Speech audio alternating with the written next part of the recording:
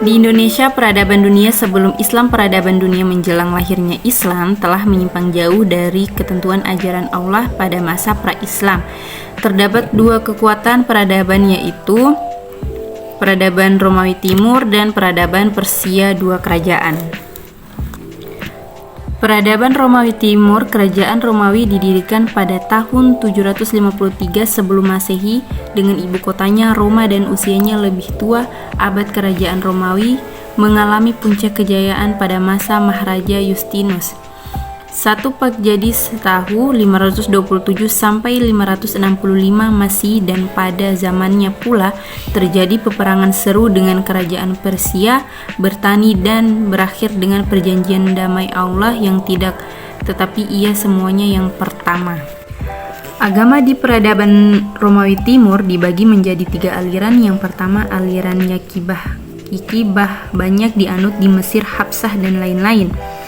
Yang kedua, aliran Nasroh banyak dianut di musim Irak dan Persia, sedangkan aliran Mulkan ia banyak dianut di Afrika Utara, Sisilia, Syariah, dan Spanyol. Di antara ketiga aliran ini terjadi perbedaan keyakinan alirannya.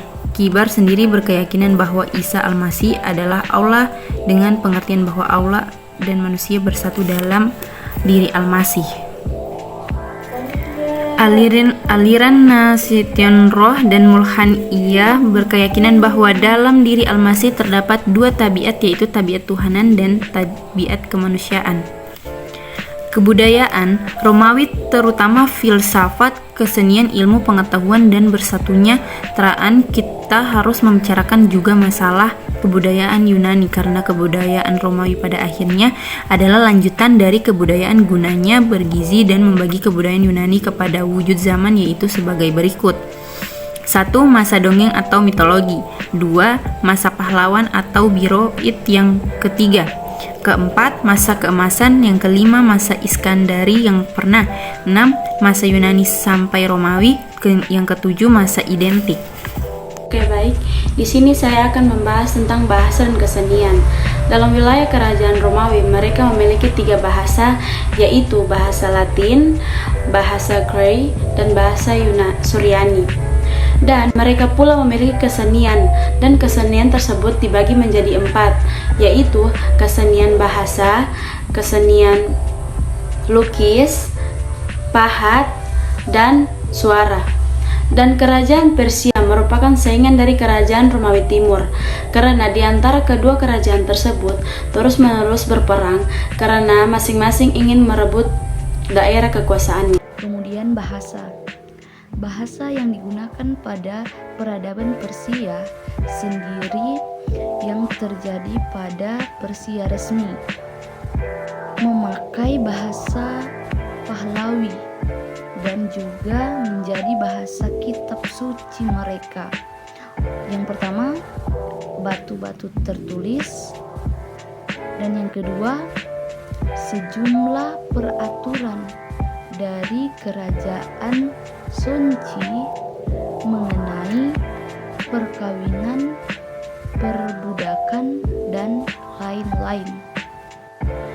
Dari segi agama, masyarakat Persia lama cenderung untuk menyembah berbagai alam nyata seperti langit biru, cahaya api, udara, air, dan sebagainya.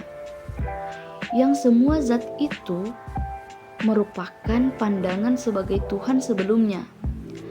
Nah, masyarakat Persia menyembah arwah orang-orang baik. Dan setelah ajaran peradaban Persia, orang-orang menganut kepada 3 golongan. Yang pertama, Zoroaster, di mana ajaran yang didasarkan atas prinsip agama lama yang telah diperbaikinya. Yang kedua, Al-Man'iyah, ajaran yang berupa campuran agama Zoroaster dengan agama Nasrani yang dibawa oleh Nano dan Moni. Yang ketiga, Nikdok, agama yang dibawa paham baru dalam agama 2 tahun. Tahun bahaya dan tahun gelap.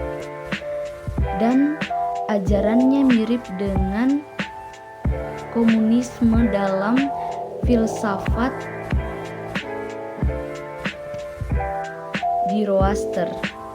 Di antara pembahasan mereka yang bersifat filsafat, yaitu pembahasan tentang nafs, merupakan agama Zoroaster. Dakwanya,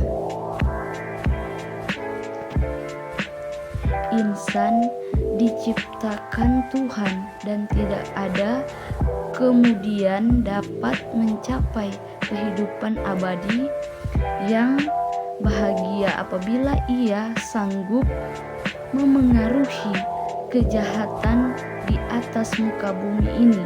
Tuhan memberikan mereka kebebasan memilih antara baik dengan yang jahat dalam diri manusia terhadap berbagai kekuatan seperti daya rasa, daya hidup, daya akal, daya ruh, dan sebagainya. Hasil seni Persia yang paling kuno yaitu satu keramik, berbagai perabot dari perunggu, seni lukis dan arsitektur pada masa dinasti Agamis. Sisa peninggalannya tampak pada reruntuhan istana masa dinasti Seleukos dan Narsis sampai 250 sebelum Masehi. Hal diantaranya sisa-sisa peninggalan Assyria, tugu peringatan atau kus istana-istana bergaya Iwan. Yang ketiga, masa dinasti Sassanid. Sisa-sisa peninggalannya yaitu istana bergaya Iwan dan di belakang Iwan utama didirikan balarung berkubah jembatan-jembatan dengan struktur meruncing, gambar-gambar timbul pada bukit berbatu, barang-barang perak, anggun, beberapa tenunan dari strik dan lainnya. Ini masih dalam peradaban Persia. Di sini saya akan membahas tentang keadaan masyarakatnya. Pada masa itu, bangsa Arab didiami oleh dua kelompok, yaitu kelompok Badawi atau kelompok kampung, dan yang kedua kelompok Arab atau bangsa Arab, yaitu kelompok kota atau biasa dibilang bangsa kota. Selanjutnya, jadi bangsa Badawi itu adalah bangsa yang tinggal di bagian pegunungan atau di bagian padang. Nah, sedangkan bangsa kota atau bangsa Arab itu adalah bangsa yang tinggal penduduk, maksudnya yang tinggal di bagian kota. Penduduk yang tinggal di bagian kota yang masih aktif dalam pertanian, perdagangan, sehingga pada masa itu mereka itu berhasil memperoleh kekayaan dan keuntungan yang besar dalam kehidupannya. Ada salah satu masyarakat jahiliyah, bukan salah satu, sebagian masyarakat jahiliyah pada masa itu mempunyai perilaku yang bisa dibilang tidak baik, yaitu menanam bayi perempuan hidup-hidup karena takut hinaan atau menganggap itu sebagai noda. Pada masa itu, sebelum Islam lahir atau sebelum agama Islam ada, bangsa Arab itu telah menganut beberapa agama, yaitu yang berketuhanan atau yang menyembah berhala-berhala. Jadi untuk melepaskan diri dari berhala itu, bangsa Arab berpikir untuk menganut agama tauhid, yaitu agama Nabi Ibrahim alaihissalam yang disebut Hanif. Agama ini disebut Hanif, yaitu kepercayaan yang mengakui Allah sebagai pencipta alam,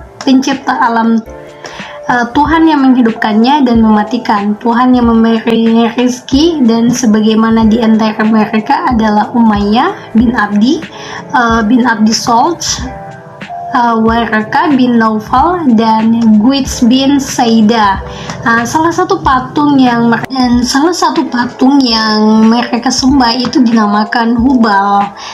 Selanjutnya kemudian mereka membuat patung-patung seperti Lata, Usia, dan lain-lain.